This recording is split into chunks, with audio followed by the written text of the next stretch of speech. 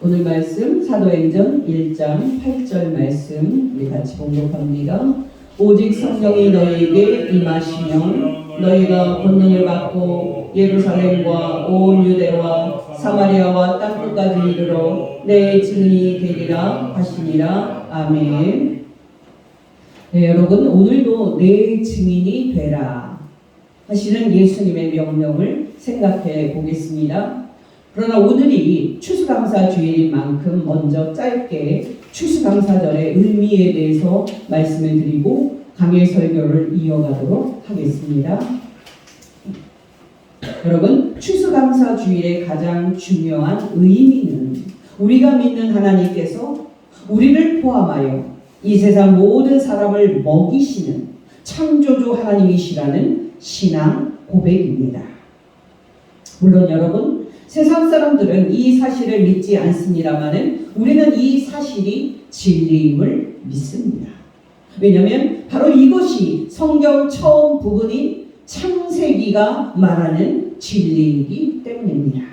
여러분이 알다시피 하나님께서는 태초에 사람이 살 수 없는 혼돈 상태의 이 땅을 사람이 살 수 있는 좋은 상태의 땅으로 만드셨습니다.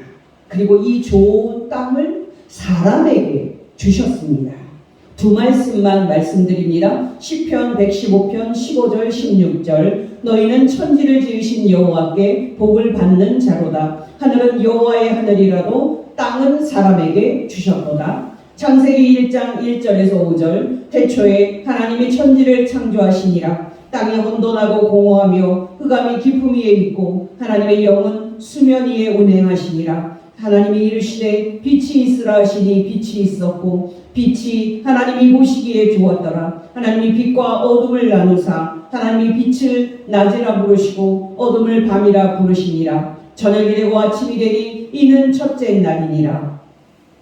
중간을 생략을 하고요. 여섯째 날에 하신 하나님의 창조입니다. 창세기 1장 24절에서 31절까지의 말씀. 하나님이 이르시되 땅은 생물을 그 종류대로 내되 가축과 기는 것과 땅의 짐승을 종류대로 내라 하시니 그대로 되니라. 하나님이 땅의 짐승을 그 종류대로 가축을 그 종류대로 땅에 기는 모든 것을 그 종류대로 만드시니 하나님이 보시기에 좋았더라. 하나님이 이르시되 우리의 형상을 따라 우리의 모양대로 우리가 사람을 만들고 그들로 바다의 물고기와 하늘의 새와 가축과 온 땅과 땅에 기는 모든 것을 다스리게 하자 하시고 하나님이 자기 형상 곧 하나님의 형상대로 사람을 창조하시되 남자와 여자를 창조하시고 하나님이 그들에게 복을 주시며 하나님이 그들에게 이르시되 생육하고 번성하여 땅에 충만하라. 땅을 정복하라. 바다의 물고기와 하늘의 새와 땅에 움직이는 모든 생물을 다스리라 하시니라. 하나님이 이르시되 내가 온 지면에 씨 맺는 모든 채소와 씨 가진 열매 맺는 모든 나무를 너희에게 주노니 너희의 먹을거리가 되리라. 또 땅의 모든 짐승과 하늘의 모든 새와 생명이 있어 땅에 기는 모든 것에게는 내가 모든 푸른 풀을 먹을거리로 주노라 하시니 그대로 되니라. 하나님이 지으신 그 모든 것을 보시니 보시기에 심히 좋았더라. 저녁이 되고 아침이 되니 이는 여섯째 날이니라.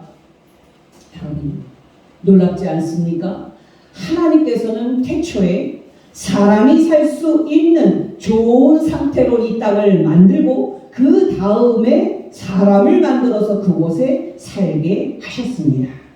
물론 여러분 태초에 만드신 좋은 상태의 땅은 첫사람 아담의 타락으로 잃어버린 상태가 되었습니다마는 하나님께서 아담의 타락 이후에도 이 땅을 당신께서 태초에 부여하신 질서대로 유지하신다는 것도 사실입니다. 이 사실은 예수님께서도 확인을 하신 사실입니다. 마태복음 6장 44절 45절 나는 너희에게 이르노니 너희 원수를 사랑하며 너희를 박해하는 자를 위하여 기도하라. 이같이 한즉 하늘에 계신 너희 아버지의 아들이 되리니 이는 하나님이 그 해를 악인과 선인에게 비추시며 비를 의로운 자와 불의한 자에게 내려 주심이라. 여러분 중요한 것은 무엇입니까? 날마다 이 땅을 비추는 이 태양을 보면서 태양을 만드신 하나님의 인자하심과 우리를 돌보심을 우리가 느끼고 하나님께 감사를 하고 있느냐 하는 겁니다. 또 이 땅에 비를 내려주셔서 밭이나 논에서 우리의 먹을 것을 자라게 하시는 하나님의 인자하심과 또 우리를 돌보심을 우리가 느끼고 하나님께 감사를 하고 있느냐 하는 겁니다. 바로 이것이 추수감사주의를 맞이하여서 우리가 점검해 보아야 할 사실입니다.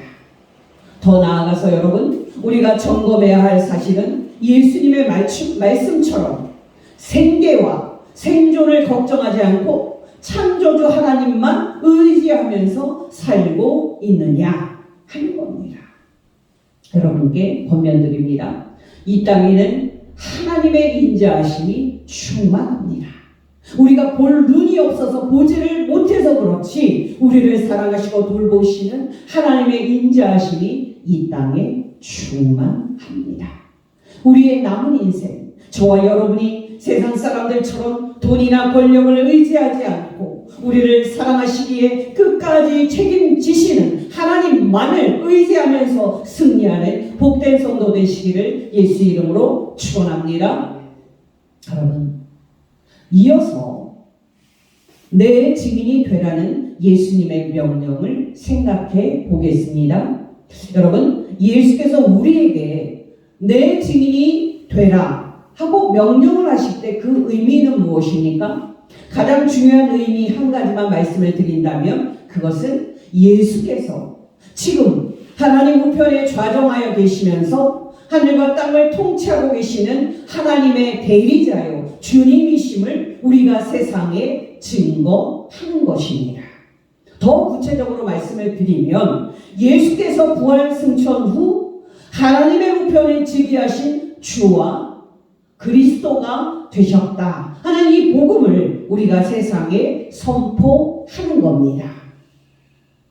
여러분, 우리는 보통 예수께서 부활하셨다 하고 말하고 그 의미를 생각하지 않는 경향이 있습니다만은 예수께서 부활하셨다 하는 사실만큼 중요한 것은 예수께서 부활하셨다는 사건이 갖고 있는 신학적 의미입니다.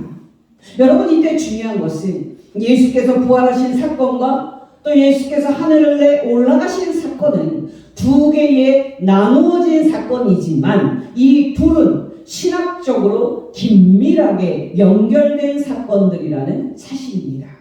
그리고 이 두 사건으로 예수께서 하나님의 의에 다시 살리심을 받으시고 하늘에 올림 받으사 하나님 우편에 즉위하신 하나님의 아들과 주가 되셨다는 사실입니다. 구체적으로 말한다면 십자가에 못 박혀 죽임당했던 예수께서 하나님에 의해서 다시 살리심을 받고 하늘에 올림 받으사 하나님 우편에 즉위하신 이후로 예수께서는 우주의 유일한 통치자로서 하늘과 땅을 통치하시는 하나님의 우주적인 통치권을 대행하고 계신다는 사실입니다. 신학적으로 말한다면 예수께서 부활 승천하신 후로 마침내 이 땅에 예수 그리스도의 통치와 예수 그리스도의 나라가 시작됐고 마침내 이 세상 모든 사람을 구원하는 예수 그리스도의 사역이 시작되었다는 사실입니다. 물론 여러분, 제가 반복해서 말씀을 드립니다마는 부활 승천으로 시작된 예수 그리스도의 나라는 이 세상 끝에 그리스도 예수의 날에 완성될 것입니다. 그때는 정말 우리가 믿음으로 기다렸던 새로운 세상이 이 땅에 나타날 겁니다. 물론 이때 새로운 세상은 하늘과 땅이 연합되는 세상입니다. 여러분, 이런 사실을 염두에 두고 사도행전 1장으로 가보겠습니다. 여러분이 알다시피 예수께서는 놀랍게도 죽음에서 다시 살아나신 후에 40일 동안 제자들과 함께 계셨습니다. 여러분, 40일이라는 이 숫자가 중요합니다. 여러분이 알다시피 성경에는 7처럼 완전수가 있습니다. 그처럼 40일도 하나님의 숫자인 완전수입니다. 예수께서 세례를 받으신 직후 광야에서 마귀에게 시험 받으신 기간도 40일입니다.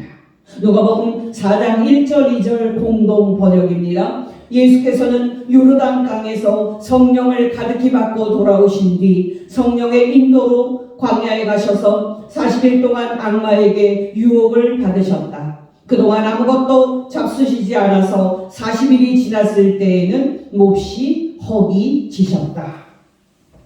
여러분, 앞에서 말씀을 드렸듯이 예수께서 십자가에 못 박혀 죽임당한 후 하나님께 다시 살리심을 받고 이 땅에서 제자들과 함께 계셨던 기간은 40일이었습니다. 사도행전 1장 3절입니다. 예수께서 고난받으신 후에 또한 제자들에게 확실한 많은 증거로 친히 살아계심을 나타내사 40일 동안 그들에게 보이시며 하나님 나라의 일을 말씀하시니라. 여러분이 알다시피 이 40일은 그냥 나온 숫자가 아니고요. 하나님의 백성인 이스라엘 민족이 출애굽 후에 광야에서 보냈던 40년에서 나온 숫자입니다.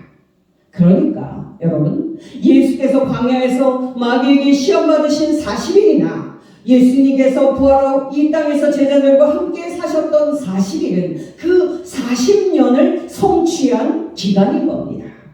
중간 논리는 생략을 하고요. 단도직입적으로 말씀을 드리면 예수께서 성육신하시고 이 땅에 오신 이유는 아브라함의 자손들을 만들고 하나님의 자녀들을 만들어서 그들을 하나님의 나라에 들어가기 위한 것이었습니다.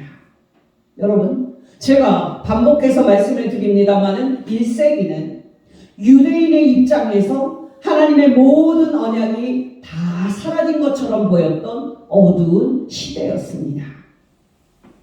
바벨론 포로 이후에 다윗의 나라는 수백 년 동안 재건이 되지 못하고 있었던 상태였고요. 유대 땅은 여전히 이방 제국의 발 아래에서 식민지로서 고통을 당하고 있는 상태였기 때문에 다윗에게 하신 하나님의 언약은 완전히 사라진 것처럼 보였습니다. 또한 바벨론 포로 조금은 가나안 땅에 돌아왔지만 아직도 많은 유대인들이 머나먼 이방 땅에서 살고 있었고요. 또 가나안 땅도 이방인에게 지배되어 있었기 때문에 아브라함을 통해서 많은 자손을 만들고 그들에게 가나안 땅을 영원히 주겠다는 하나님의 언약 완전히 다 사라진 것처럼 보였습니다. 바로 여러분, 이런 절망적인 상황에서 하나님께서 예수 그리스도를 이 땅에 보내신 것입니다. 여러분, 길게 말씀드릴 수는 없습니다만 누가복음 1장에서 하나님의 천사가 제사장 사가랴에게 나타나서 세례자 요한의 임신과 출생을 말할 때 천사는 그리스도의 오심도 예고를 하고요. 또 그리스도께서 오실 때 하나님께서 마침내 유대 하나님의 종말의 백성인 아브라함의 자손들을 다시 만드실 것을 예고합니다.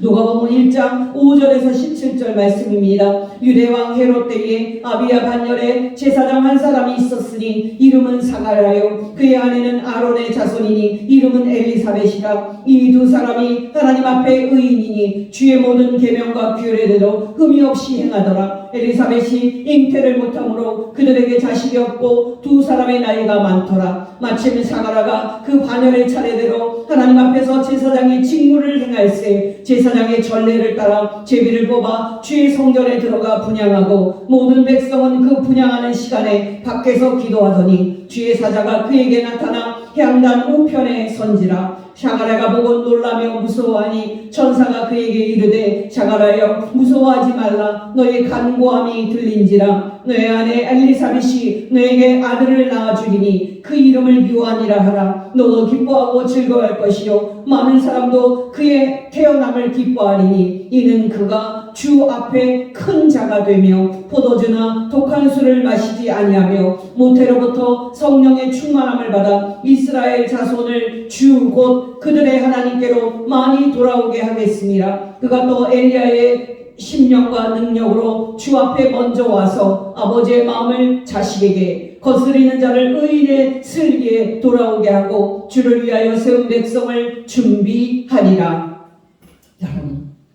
여러분이 알다시피 제사장 사가랴는 천사를 만난 후 약 10개월 동안에 말을 못하는 벙어리가 되고요. 세례자 요한이 태어난 지 8일째 할례를 받았을 때 비로소 그의 입이 다시 열립니다. 그때 여러분 제사장 사가랴가 하나님을 찬송하는데요. 그 노래의 언어가 놀랍게도 언약적인 언어입니다. 다시 말하자면 사가랴는 세례자 요한의 출생으로 마침내 하나님께서 이스라엘을 다시 찾아오셨고 이제 다윗의 그 아들을 보내사 다윗의 언약을 하나님께서 성취하실 것이고 또 다윗의 그 아들을 통해 하나님 나라에 들어갈 아브라함의 자손들을 다시 만들어 내실 것이라는 것을 노래합니다. 누가복음 1장 67절에서 80절까지의 말씀, 그 부친 사가랴가 성령의 충만함을 받아 예언하여 이르되 찬송하리로다. 주 이스라엘의 하나님이여 그 백성을 돌보사 속량하시며 우리를 위하여 구원의 뿔을 그 종 다윗의 집에 일으키셨으니 이것은 주께서 예로부터 거룩한 선지자의 입으로 말씀하신 바와 같이 우리 원수에게와 우리를 미워하는 모든 자의 손에서 구원하시는 일이라. 우리 조상을 긍휼히 여기시며 그 거룩한 언약을 기억하셨으니 곧 우리 조상 아브라함에게 하신 맹세라. 우리가 원수의 손에서 건지심을 받고 종신토록 주의 앞에서 성결과 의로 두려움이 없이 섬기게 하리라 하셨도다. 이하이여 내가 지극히 높으신 이의 선지자라 일컬음을 받고 주 앞에 앞서가서 그 길을 준비하여 주의 백성에게 그 죄 사함으로 말미암는 구원을 알게 하리니 이는 우리 하나님의 긍휼로 인함이라. 이로써 돋는 해가 위로부터 우리에게 임하여 어둠과 죽음의 그늘에 앉은 자에게 비치고 우리 발을 평강의 길로 인도하시리로다 하리나. 아이가 자라며 심령이 강하여지고 이스라엘에게 나타나는 날까지 빈들에 있으니라. 또 여러분, 놀라운 것이 무엇인지 아십니까?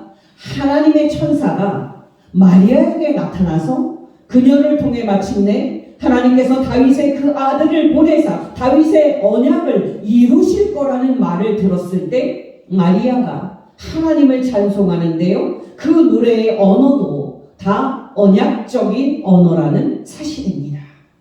여러분이 알다시피 예수님의 육신의 어머니인 마리아와 세례자 요한의 어머니 엘리사벳은 친척이었는데요, 천사의 수태고지를 들은 마리아는 그 후에 엘리사벳 집에 가서 3개월을 같이 보내고 엘리사벳이 해산할 기한이 찼을 때에 나사렛 자기 집으로 돌아갑니다. 여러분, 마리아가 그때 엘리사벳 집을 방문했을 때 엘리사벳이 성령의 충만으로 마리아에게 잉태된 아기가 성육신하신 하나님이심을 알고 엘리사벳이 깜짝 놀라서 찬송을 하는데요, 그 노래에 이어 마리아가 화답하는 노래를 합니다. 물론 성령의 충만함을 입어 하나님을 찬송합니다. 근데 여러분, 앞에서 말씀을 드렸듯이 마리아의 이 노래도 놀랍게도 다 언약적인 언어입니다. 길게 말씀드릴 수는 없고요, 천사로부터 하나님께서 마침내 그녀를 통해 다윗의 언약을 이루사 다윗의 그 아들을 보내실 것이라는 말을 들은 마리아는 그때 놀랍게도 아브라함의 언약을 비로소 종말에 이루어주기 시작하시는 하나님을 찬송합니다.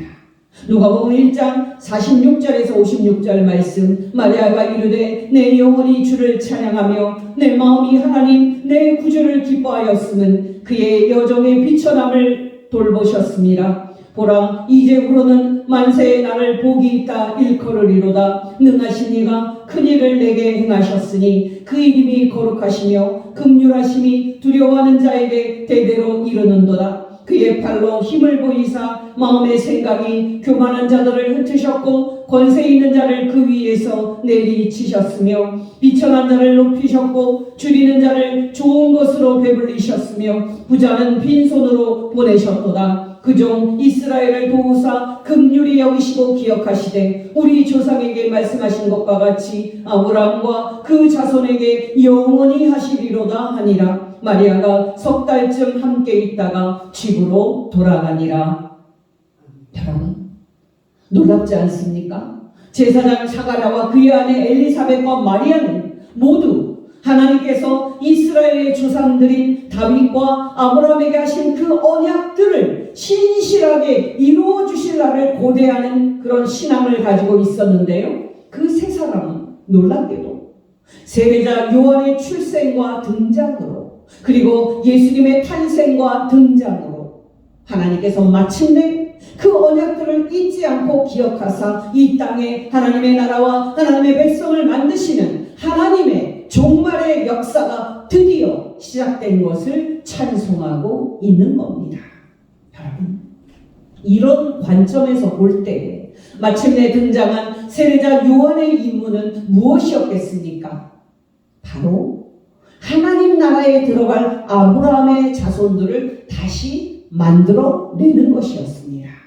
그런데 여러분, 놀라지 마시기 바랍니다. 세례자 요한은 이때 등장하여 하나님의 종말의 백성인 아브라함의 자손들을 만들 때에 옛 언약의 본질인 아브라함의 육체적 혈통은 철저하게 무시하고 곧 오실 예수 그리스도를 영접하는 것을 중심으로 아브라함의 자손됨을 새롭게 규정하면서 유대인들에게 회개를 촉구합니다. 누가복음 3장 1절에서 9절까지의 말씀 공동 번역입니다. 디베레 황제가 통치한 지 15해 곧 본디오 빌라도가 유대의 총독으로 헤롯이 갈릴리에 분봉함으로 그 동생 빌립이 이두레와 드라고니 지방의 분봉함으로 루사리아가 아빌레네의 분봉함으로 안나스와 가야바가 대제사장으로 있을 때에 하나님의 말씀이 빈들에서 사가랴의 아들 요한에게 임한지라. 요한이 요단강 부근 각처에 와서 죄사함을 받게 하는 회개의 세례를 전파하니 선지자 이사야의 책에 쓴 바 광야에서 외치는 자의 소리가 있어 이르되 너희는 주의 길을 준비하라. 그의 오실 길을 곧게 하라. 모든 골짜기가 메워지고 모든 산과 작은 산이 낮아지고 굽은 것이 곧아지고 험한 길이 평탄하여질 것이요 모든 육체가 하나님의 구원하심을 보리라 함과 같으니라. 요한이 세례 받으러 나오는 무리에게 이르되 독사의 자식들아 누가 너희에게 일러 장차 올 진노를 피하라 하더냐. 그러므로 회개에 합당한 열매를 맺고 속으로 아브라함이 우리 조상이라 말하지 말라. 내가 너희에게 이르노니 하나님이 능히 이 돌들로도 아브라함의 자손이 되게 하시리라. 이미 도끼가 나무 뿌리에 놓였으니 좋은 열매 맺지 아니하는 나무마다 찍혀 불에 던져지리라. 여러분, 우리의 시선을 다시 사도행전 1장으로 돌려보겠습니다. 여러분, 예수께서 제자들에게 땅끝까지 가서 내 증인이 되라고 명령을 하셨을 때의 그 의미는 이제 땅끝까지 가서 당신의 이름으로 죄사함을 얻는 회개를 선포하면서 하나님의 나라에 들어갈 하나님의 종말의 백성인 아브라함의 자손들을 만들어내라 하는 것이었습니다. 그런데 여러분, 이때 우리는 중요한 질문을 해야 합니다.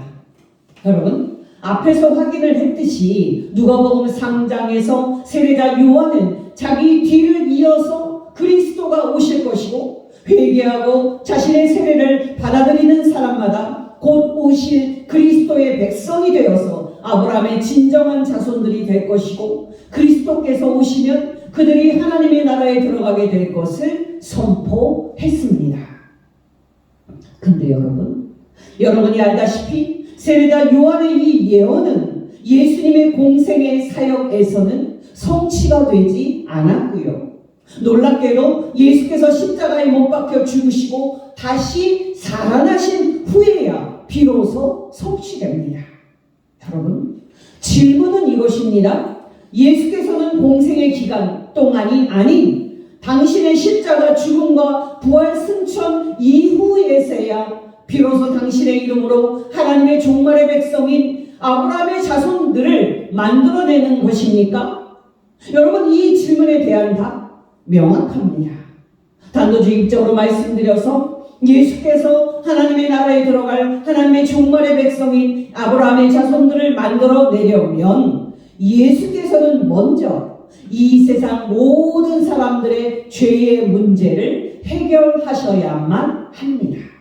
그래야만 비로소 당신의 이름으로 이 세상 모든 사람이 하나님께 죄사함을 받고 하나님의 나라에 들어갈 아브라함의 자손들이 되게 할 수 있습니다. 바로 이것이 예수께서 십자가에 못 박혀 죽으시고 다시 살리심을 받아 하나님 우편의 그리스도로 즉위를 하신 이유입니다.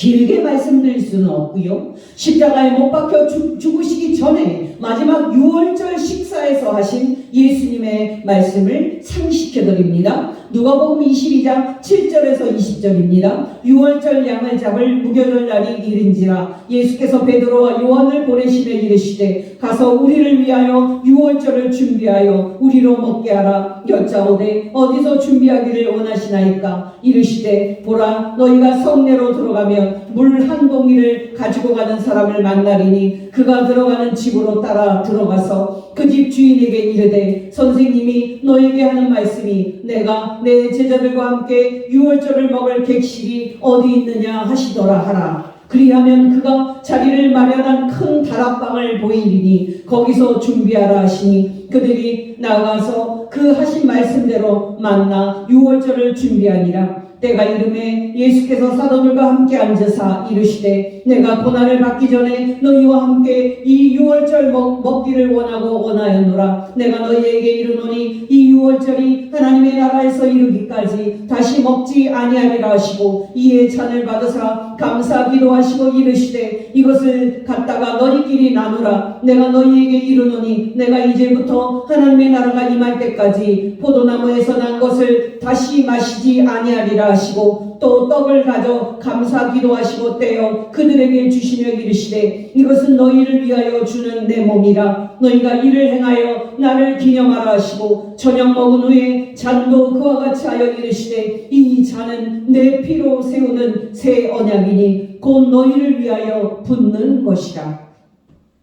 여러분, 놀랍지 않습니까? 예수님의 십자가 죽음은 저와 여러분의 죄를 대신해서 죽으시고 종말의 유월절 어린 양으로 죽으신 대속의 죽음이었습니다. 정말 놀랍게도 예수님의 십자가 죽음은 종말에 당신의 피로 새 언약을 세우기 위한 죽음이었고 이 세상 모든 사람에게 죄사함을 가져다 주는 새 언약을 세우기 위한 화목제물의 죽음이었습니다.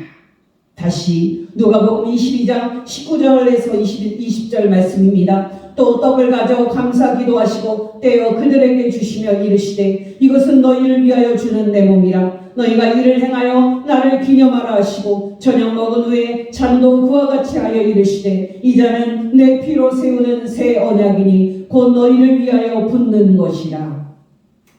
여러분, 말할 필요 없이 사복음서 기자는 예수께서 십자가 죽음을 앞에 놓고 이 세상 모든 사람에게 죄사함을 가져다주는 대속 제물로서 당신께서 죽는 것과 당신께서 하나님과 이 세상 모든 사람을 화목하게 하기 위하여 죽는다는 예수님의 말씀을 다 기록하고 있습니다. 먼저 마가복음 14장 22절에서 24절입니다. 그들이 먹을 때에 예수께서 떡을 가지사 축복하시고 떼어 제자들에게 주시며 이르시되 받으라.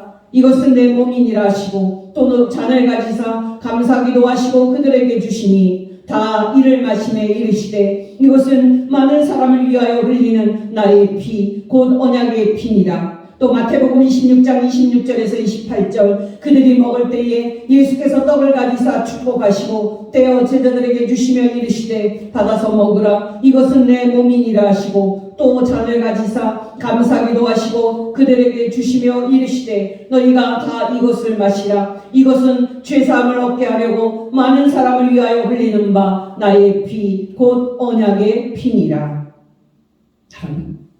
여러분이 놀라시겠지만 요한복음은 예수께서 죽으시기 전에 가지셨던 그 유월절 식사를 기록하고 있지 않지만 놀랍게도 요한복음은 처음부터 끝까지 예수께서 종말의 유월절 어린 양으로서 이 세상 모든 사람의 죄를 대신해서 십자가에 못 박혀 죽었다는 그 사실을 반복적으로 말하고 있고요. 또 예수 그리스도의 몸과 피로 이 세상 모든 사람이 영생을 얻는다. 그 복음을 말하고 있습니다. 두 개만 말씀을 드립니다. 요한복음 1장 35절 36절. 또 이튿날 세례자 요한이 자기 제자 중 두 사람과 함께 섰다가 예수께서 거니심을 보고 말하되 보라 하나님의 어린 양이로다. 요한복음 6장 53절에서 58절 예수께서 이르시되 내가 진실로 진실로 너희에게 이르노니 인자의 살을 먹지 아니하고 인자의 피를 마시지 아니하면 너희 속에 생명이 없느니라. 내 살을 먹고 내 피를 마시는 자는 영생을 가졌고 마지막 날에 내가 그를 다시 살리리니 내 살은 참된 양식이요 내 피는 참된 음료로다. 내 살을 먹고 내 피를 마시는 자는 내 안에 거하고 나도 그의 안에 거하나니 살아계신 아버지께서 나를 보내심에 내가 아버지로 말미암아 사는 것 같이 나를 먹는 그 사람도 나로 말미암아 살리라. 이것은 하늘에서 내려온 떡이니 조상들이 먹고도 죽은 그것과 같지 아니하여 이 떡을 먹는 자는 영원히 살리라. 여러분, 중요한 것은 무엇입니까? 예수께서 이 세상 모든 사람의 죄를 대신 지시고 십자가에서 대속 제물로서 죽으셨다가 하나님께서 다시 살리심을 받고 하늘에 하나님 우편에 그리스도로 즉위하셨기 때문에 이제 비로소 예수 그리스도의 이름으로 죄사함을 얻는 축복이 이 세상 모든 사람에게 주어질 수 있다는 사실입니다. 바로 이 축복이 마침내 당신의 십자가 죽음과 부활 승천으로 활짝 열렸기 때문에 예수께서는 승천을 앞두고 당신의 제자들에게 이제 땅끝까지 가서 당신의 이름으로 죄사함을 얻게 하는 회개의 복음을 전하여 이 세상 모든 사람을 하나님의 나라에 들어갈 아브라함의 자손들로 만들라고 명령을 하신 겁니다. 여러분, 놀랍지 않습니까? 사도 베드로의 첫 설교를 말씀드립니다. 사도행전 2장 36절에서 41절 그런즉 이스라엘 온 집은 확실히 알지니 너희가 십자가에 못 박은 이 예수를 하나님이 주와 그리스도가 되게 하셨느니라 하니라. 그들이 이 말을 듣고 마음에 찔려 베드로와 다른 사도들에게 물어 이르되 형제들아 우리가 어찌할꼬 하거늘 베드로가 이르되 너희가 회개하여 각각 예수 그리스도의 이름으로 세례를 받고 죄사함을 받으라. 그리하면 성령의 선물을 받으리니 이 약속은 너희와 너희 자녀와 모든 먼데 사람 곧 주 우리 하나님이 얼마든지 부르시는 자들에게 하신 것이라고 또 여러 말로 확증하며 권하여 이르되 너희가 이 패역한 세대에서 구원을 받으라 하니 그 말을 받은 사람들은 세례를 받음에 이 나라의 신도의 수가 3,000이나 더하더라. 여러분, 놀랍지 않습니까? 이제 예수님의 부활 승천과 그리스도로 즉위하심으로 예수 그리스도의 이름으로 죄 사함을 받는 종말의 축복이 마침내 이 세상 모든 사람에게 주어지는 새로운 시대가 열린 것입니다. 정말 여러분, 예수님의 승천 즉위로 이 세상 모든 사람이 예수 그리스도의 이름으로 죄 용서를 받고 하나님의 나라에 들어가는 아브라함의 자녀가 되는 종말의 축복이 주어지는 새 언약의 시대가 마침내 이 땅에 열린 겁니다. 이런 관점에서 바로 오순절에 예수 그리스도의 이름으로 세례를 받고 죄사함을 받은 유대인들은 이 종말에 아브라함의 자손들이 창조가 되기 시작했다 하는 놀라운 증거였습니다. 여러분이 알다시피 오순절날 회개하고 예수 그리스도의 이름으로 세례를 받고 또 죄사함을 받는 축복이 유대인들에게 주어지기 시작한 후로 이 죄사함의 축복은 예루살렘과 온 유대와 사마리아를 넘어서 모든 이방 지역에까지 퍼져나갑니다. 그리고 사도행전의 끝인 28장에 이르면 로마 제국의 수도인 로마에까지 예수 그리스도의 이 복음과 이 축복이 도착을 합니다. 여러분이 알다시피 비록 사도 바울이 28장에서 로마에 도착해서 가택연금인 상태였지만은 바울은 로마 제국의 수도인 바로 그 로마에서 예수 그리스도의 복음과 하나님 나라의 복음을 전합니다. 바로 이것이 사도행전의 위대한 이야기의 끝입니다. 사도행전 28장 30절 31절 바울이 온 이태를 자기 셋집에 머물면서 자기에게 오는 사람을 다 영접하고 하나님의 나라를 전파하며 주 예수 그리스도에 관한 모든 것을 담대하게 거침없이 가르치더라. 여러분, 이렇게 끝을 맺은 누가의 의도는 무엇이겠습니까?